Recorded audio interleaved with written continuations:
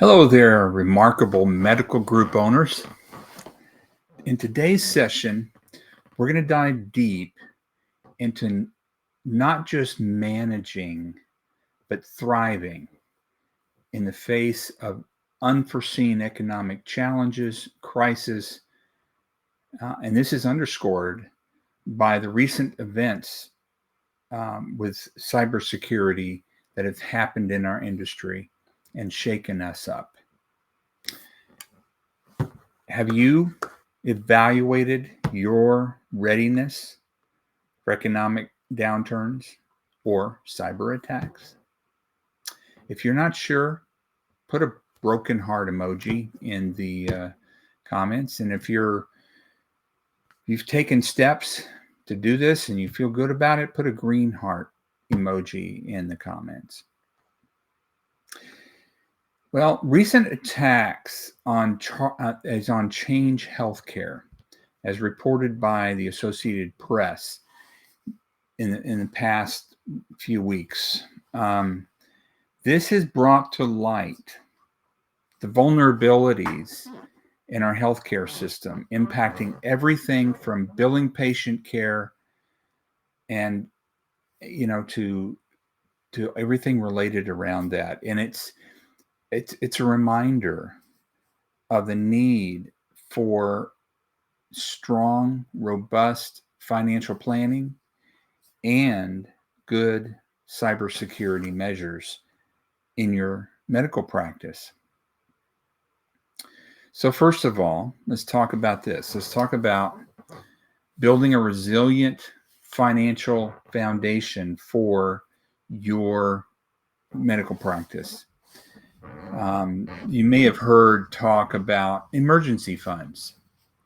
You may think that since you make a lot of money as a doctor in a practice, which we do well in the medical field, that you don't really need an emergency fund, that you can quickly make enough money to meet your needs. But an emergency fund will ensure that your practice can weather any storm, economic downturns or unexpected expenses or any kind of crisis that might come your way. So it's important to consider an emergency fund, a significant one, because the kinds of things that can happen, and we're going to talk about this, in a medical practice can be so significant that you may need a pretty significant emergency fund.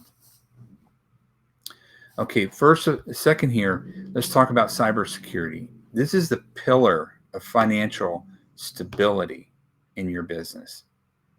You want to take practical steps to protect your practice from cyber threats, and you want to enhance your financial operations security with this.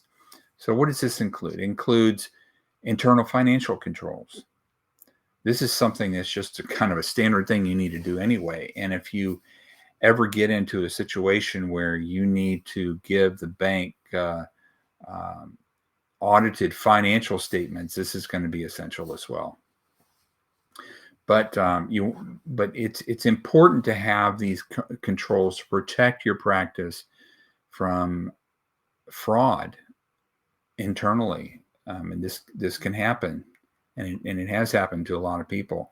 And sometimes human error can also create some expensive problems. You need to do a risk assessment. Conduct a regular cybersecurity assessment to identify what your vulnerabilities are within your practice's digital infrastructure. How vulnerable are you to an attack like what has happened at Change Healthcare?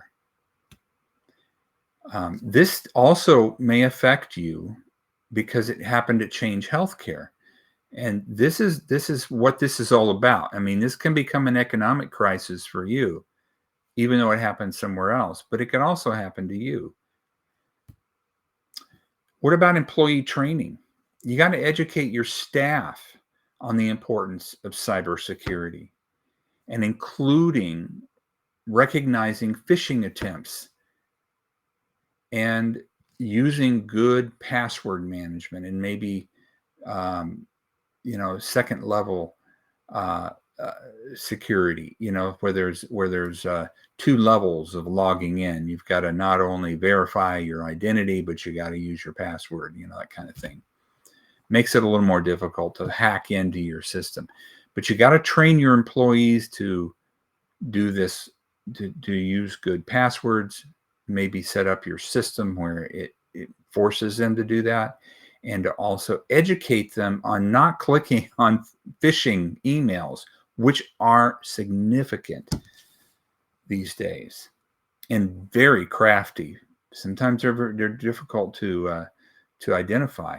But if you have some good basic rules of security, and you have been able to set up some good, strong policies, and educating your staff on what to do with emails that come in, not clicking on links and things like that. Important. That's a big area of vulnerability. Data encryption. You can ensure that all patient and financial data that you transmit are stored and encrypted. There are ways to do this. You got to talk to your IT support people on this, but you can safeguard against unauthorized access to your data as well when it's transmitted. Backups. I have seen this even with QuickBooks Online. You have got to back up your financial data so that you can easily recover from it. And by the way, if you were attacked by someone with ransomware, what they do is they take all your data. Well, guess what? If you have it backed up and you've backed it up properly, you can tell them to go take a hike. You are shielded from this kind of cyber attack. I have seen this in multiple medical practices in my time in working, where they have been a victim of ransomware and did not properly back up their systems. And that's where this really becomes a problem. So you can insulate yourself by having good backups, good recovery plans, and having your data backed up in the proper locations as well. Regular software updates. You want to keep your software up to date, because software that's out of date may not have the security patches that are necessary for the new vulnerabilities that are coming out. There may be vulnerabilities in software that hackers have discovered, and you've got to get an update. This includes your Windows or your Mac software in your practice, because they can get into your system that way as well. So that's cyber, some cybersecurity stuff. Let's talk a little bit here about integrating QuickBooks Online to enhance your security. QuickBooks Online can also help you with this. You might think, well, it's online, it seems like it would be more vulnerable. You'd be surprised that the level of security for software as a service, which is what this is when it's online, is actually better than your local server, and having everything on a local computer, because it's in a different location. There's a higher level of security protocols for software companies that do this. They have to do this because of they need people to have the confidence in their systems to be able to stay in business. You're making your practice more resilient against both cyber threats and economic challenges when you have this kind of software system. You're going to have this with your practice management software as well. Chances are it's going to be software as a service online. And you can integrate QuickBooks with that. When you've got these online systems, there are ways to integrate them seamlessly with various, ways of doing that. Depending on the practice management software you have, it might be more difficult than others. But there are tools for doing this, so you can streamline billing, streamline your payroll, and streamline your financial reporting, especially from the revenue management side, where claims are just extremely complex, and that's why you have the kind of things that you have and the features that you have in your practice management software in doing billing and claims. But you need to be able to have that data in your accounting package for reporting purposes, for doing financial statements, for doing good financial statements that you can make good decisions on. You want to automate your financial tracking as well. QuickBooks Online has the capabilities for doing this, for automatically tracking your expenses, your income, and categorizing your transactions and reducing human error. And like I said, human error can create really expensive mistakes, and you want to try to avoid that. Plus, it saves you money when you automate this stuff. And with the onset of artificial intelligence, it's going to get better and better in these automating tools for doing these kind of things. Customized reporting. When you have QuickBooks Online, you're going to be able to generate detailed financial reports that are tailored to your specific needs that your practice management software may not be able to do, because they're not really focused on the financial reporting piece. And they may claim to, and they have the revenue cycle management piece, but all that data somehow needs to be in QuickBooks. I'm not saying, depending on how much there is and how large your practice is, you may need to rely on the reporting out of that software and maybe kind of consolidate it for QuickBooks Online to keep that from being too detailed in QuickBooks, but detailed enough that you're able to get good financial reporting, like aging, and knowing who's paying on time and how long they're, it's taking them to pay, how long their claims are how long it takes you to resolve claims with them, and those kinds of things, so that you can accurately predict what you're actually going to be able to actually collect. Like I was saying, this cloud-based access to your financial data ensures that you can securely access your financial information from anywhere at any time. And especially with the rise of working remotely, your bookkeepers can be remote, and you don't have to have office space for that. That's going to save you some money. But they're also going to be able to access it securely, and they'll be able to be much more productive without being in a frantic office space, depending on what your practice is like. And then there's scalability with that as well, because QuickBooks Online can grow with your practice from a single practitioner to a multi-provider group, and to the changing financial needs and complexities. And all of this to say that using this software as a service is going to also help you, because it's working. You're working on software on someone else's servers, and if you're using good security measures and encryption and all of that. Not only is it going to be more convenient for you to be able to access it from anywhere, but it's also going to be more secure than you're probably going to have it set up on a local server. Believe it or not, the technology is there. So you also see, when you do this, also you want to maintain detailed and accurate financial records. This is, we're talking about being able to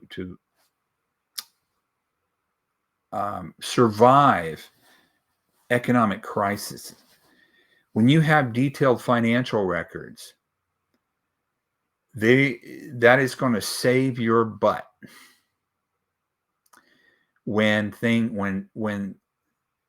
things just really get into a crisis level, which, depending on your practice, this latest thing that happened with ransomware could have a significant effect on your firm. Now, if you've got good financial records and you've kept good records and you've got lots of detail in there, you're going to be able to come out of this much better than someone who hasn't, because you're not going to be able to go back and recover what you need. You might be able to go and do your claims through some alternate, way of doing it. I don't know. I don't know how they're handling this, but there are laws for keeping good books and records. I mean, the IRS is going to really come down on you hard if you don't have good books and records, and you can end up really paying through the nose in taxes if you do this wrong. If you get audited, you want to be able to make it less expensive as well. If you're not keeping good books and records and you get audited, man, it's expensive. You're going to be paying CPAs a lot of money to help you with that. But you're just also going to be able to manage your practice better. You're going to be more profitable, and it's going to help you recover from a disaster because you're going to have the information that you need. You're going to have the data that you need. So let me give you some strategies for economic readiness. You need to be ready for uncertain economic times. And that not only comes from what's happening in the economy or legislatively, but also which cyber threats can create an economic crisis. So you need to be able to stay focused on providing quality patient care. So here's some tips. Diversify your revenue streams. You want to explore different services or products or your practice can offer to create multiple income sources. Or maybe you can take some of the money that you're making and invest it in other things that create other income sources that you might be able to use to invest back into your practice to keep it going in an economic crisis if it were that bad. Optimize your operational efficiency. This means making sure that you document all your procedures. I'm talking about your office procedures, your bookkeeping procedures. As a doctor, you don't necessarily have to document that unless you're hiring other doctors to do the same thing. But you want to streamline your operational processes, make it easy to train somebody to get up to speed, so you don't have unnecessary expenses when you have employee turnover, and you don't compromise your patient care quality in the meantime. So operational efficiency is important through documenting office procedures. Building financial reserves. I mean, this is what I was talking about with the emergency fund. You want to have the reserves to cover several months of operating costs to help provide the buffer, and maybe even more than that, depending on the risk level that you're willing to take, maybe the amount that you're able to set aside. Maybe you can have it in liquid investments that are not too much at risk, and be able to tap into those as you need them. And that's something you can work through with a financial professional. Stay informed on industry trends. You want to stay educated on what's happening in the healthcare industry. What the economic and what's happening economically and legislatively, obviously, because legislation has become more and more involved in the healthcare field, to anticipate changes that may affect you financially.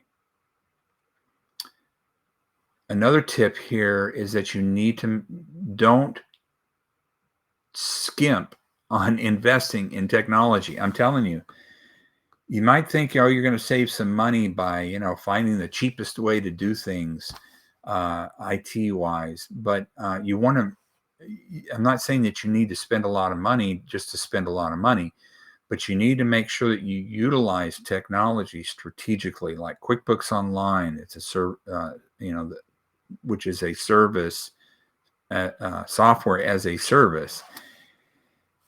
And that technology is going to help you efficiently and accurately support your decision making and your cost saving opportunities. You want to make sure that technology is not going to fail you. So many situations I've been in where the technology, they're trying to cut corners on the technology, and they end up with all kinds of technical issues hitting them when they need to rely on it to get their job done, and they can't because the technology fails them. So don't skimp in that area. Get good technology. So as we wrap this up, remember that the goal is not just to survive, but it's to thrive. You need to take proactive steps in financial planning and in your cybersecurity so that you can significantly impact the resilience and the integrity of your practice by being able to withstand the kind of things that may come your way. If these insights resonate with you and you're looking for a deeper dive into safeguarding your practice, I invite you to reach out. We might be able to ensure that your practice stays strong no matter what the future holds. My specialty is doing a QuickBooks Online Health Check, kind of like I'm a doctor doing a health check for a patient. I'll assess your books and make sure that your situation is solid, that you have good, solid books, and so you can have more peace of mind in that. But anyway, let's close in a quick prayer. Heavenly Father, we ask for your guidance as we navigate the complexities of running our practices in these challenging times with the advancements in technology. Grant us the wisdom to make informed decisions that protect and prosper the work you have entrusted us with. And may our actions reflect your love and your care for all. In your name we pray. Amen.